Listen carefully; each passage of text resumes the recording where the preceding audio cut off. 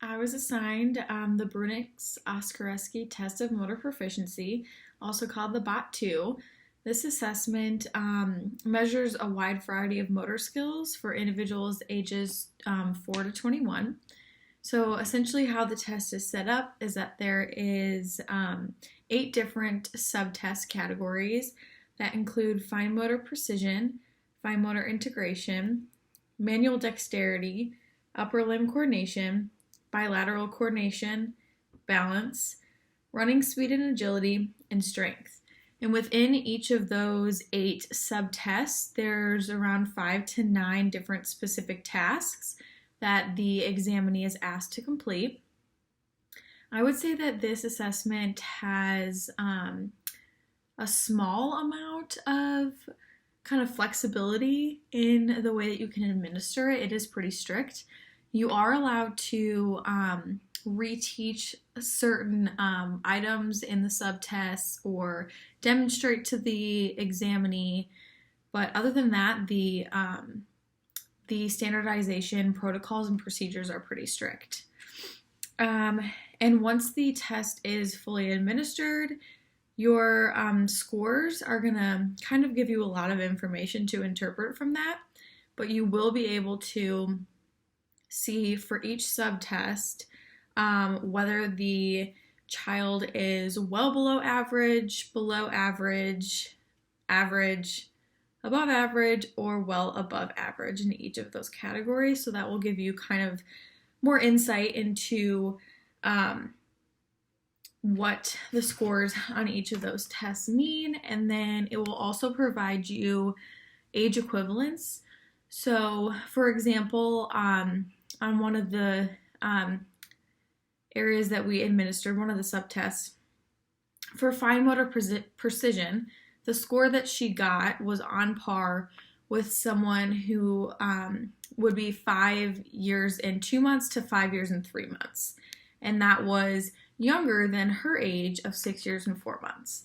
So you can kind of see where they also are developmentally and where that score would fall with most children based on the criterion referenced statistics that have been provided from the assessment. I'm going to go ahead and add a video in here of me explaining and demonstrating 2 of the tasks from the gross motor portion. And then if you go over and listen to Austin's video, he will be explaining 2 different tasks from the fine motor portion. Okay, so I'm going to demonstrate some items from the upper limb coordination section of the BOT-2. So this is item number 1. It's called dropping and catching a ball with both hands. So in the administration process, I'm going to use the administration easel and make sure that my examinee can see the pictures of from the examination easel, which is a good visual for them. And I'll also be able to demonstrate the activity to them as well. So, all right, Austin, are you ready? I'm ready. Okay, cool. So you can look at the boy in the pictures here. He's holding a ball with both of his hands out in front of his body. Next, he drops the ball and lets it bounce on the floor. Then he leans over and catches the ball with both hands before it bounces again. So I'm going to go ahead and demonstrate that for you. So we're going to drop the ball like this and catch it with both hands. Easy enough, right? Cool. And then for scoring purposes, we are going to count up to 5 catches. The catches do not have to be consecutive. And then a catch is incorrect if the examinee drops the ball against their body. So they have to catch it with those hands independently. So whenever you're ready, Austin, you can go ahead and give it a shot.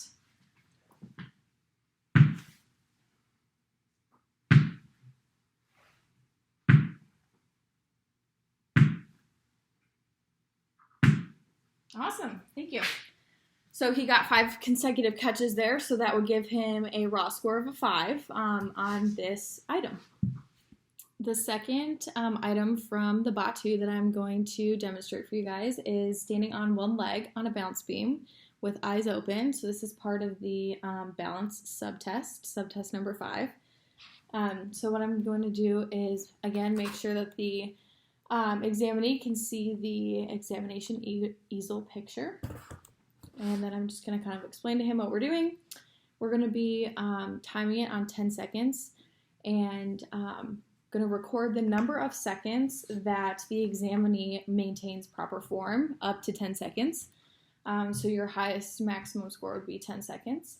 And stop the trial if the examinee fails to lift, to keep the leg raised and lifted to at least 45 degrees if their hands come off of their hips or they step or fall off of the beam. So, all right, Austin, are we ready? And just to show you guys, we have our balance beam here on the floor that he's going to be utilizing that comes with the BOT assessment. So, Austin, what we're going to be doing here, and I can kind of demonstrate it for you. Let's see if I can. There we go. Cool. So we're going to go ahead and on our dominant foot, which is my right and also your right, we're going to step onto the beam here. We're going to hold this up, and we're going to see how long we can stay balanced there. Okay? I'll let you know when I'm ready. So I'm just getting my stopwatch ready. You can begin whenever you're ready.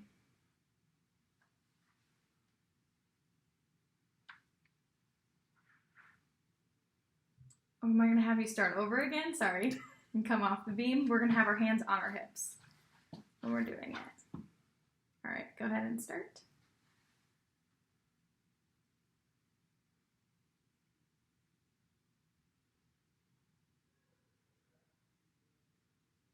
And stop. Great, so he was able to maintain a score of 10 seconds. So we would record that on the score sheet, and he would have 10 for item number 7 on the balance section. Okay, today we are going to be doing the fine motor integration on the BOT-2. This is item 2, and it's transferring pennies. Okay, Kelly, look at the boy in the pictures. You have the same thing in front of you that he does. Do you see how he's picking up a penny in one hand, moving it to his other hand, and then putting the penny into the box? Yeah. That's what I want you to do. Okay. And make sure that you do this as fast as you can. And when I say stop, when I say stop, make sure that you stop. Okay.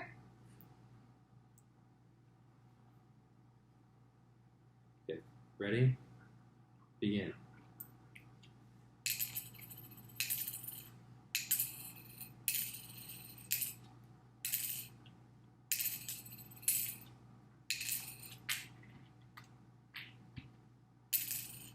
Stop. And I'm going to count the pennies.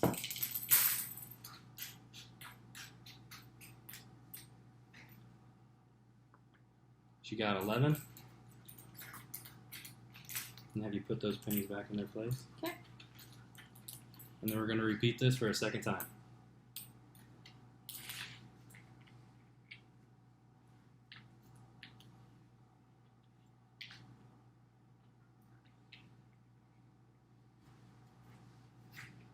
Okay, Kelly. You ready? Mm-hmm. Set. Go.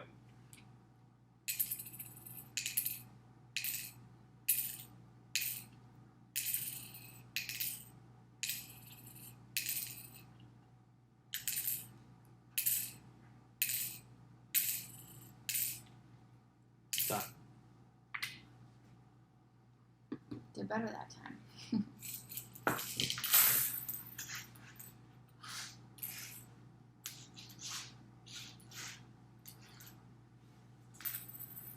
15. And then you average the two, and then I'll give you your score. We are about to do item 3, placing the pegs into a pegboard on the BOT-2 assessment. Okay, Kelly. Today, we're going to be placing the pegs on your right-hand side into the pegboard. You can hold the pegboard lightly with your left hand, Okay. and then place the pegs in with your right hand. Okay. I'm going to time you for 15 seconds, and when the timer is up, make sure you complete. And if you drop a peg on the table, leave it alone and go back to the ones in the boxes. Don't pick the one that fell on the table. Okay. Cool. Okay. Are you ready? Yep. All right. Ready, set, go.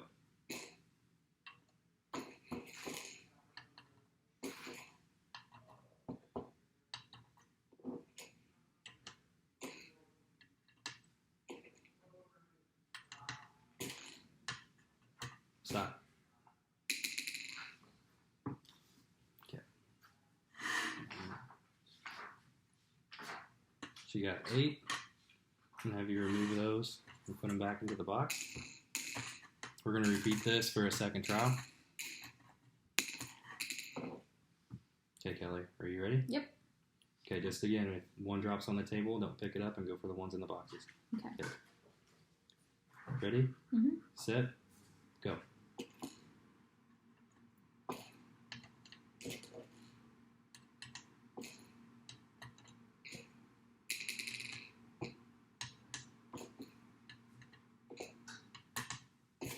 Stop. Okay. 1, 2. She got 9, and then you tabulate the 2 scores, and tabulate the scores between the 2, and that'll give you your score for the assessment.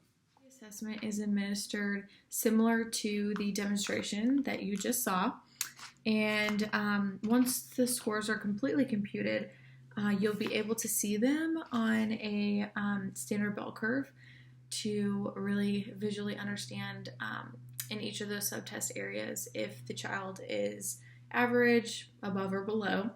And with that, if the child is below average or well below average in certain areas of fine manual control, manual coordination, body coordination, and strength and agility, it will be able to guide your interventions and really kind of hone in on what areas of either gross or fine motor control or both that needs to be worked on. So let me know if you have any questions, and thanks for listening.